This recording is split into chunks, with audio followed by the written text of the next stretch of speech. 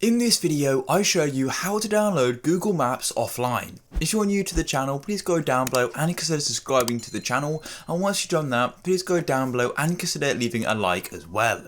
And please do watch this video right until the end to the full guide to getting offline maps, and without further ado, let's go and jump into this. I'm now on Google Maps, but this guide is also going to work on other devices such as Android as well. As long as you've got the Google Maps app, this is going to be very similar. So all you want to do is go to the top right to where you've got your icon. It's to the right of the microphone in the top right. So go and click on your icon just like so. Then as you can see, we get a list of options, and all you want to do is go and look around the middle, and you've got the cloud with a line through it saying offline maps. So go and click on offline maps. Then once you're in offline maps, it's going to go and give you a list of all of the downloaded maps you currently have. Currently I've got one of my home area, which I think is already there by default, but you want to go and click on select your own map.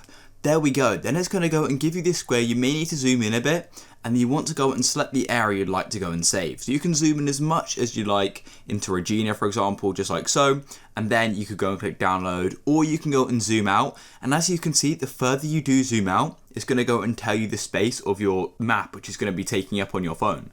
So essentially, the further you zoom out, the more space it's going to take up, because it's obviously got more data. But I'm just going to go and zoom in on a random area just like so, and then just going to go and click on download. So I'm going to go and click download now, and as you can see, it's now downloading this area. So it's going to go and remember all the roads and everything you want to know about that area. And then it's going to go and say download is complete, as you saw that pop up, but you can go and change the name of this as well. So you click on those three dots just here, and then you can go and click rename. I could name this example, and then go and click save, and you can also go and delete it or update it, the area as well.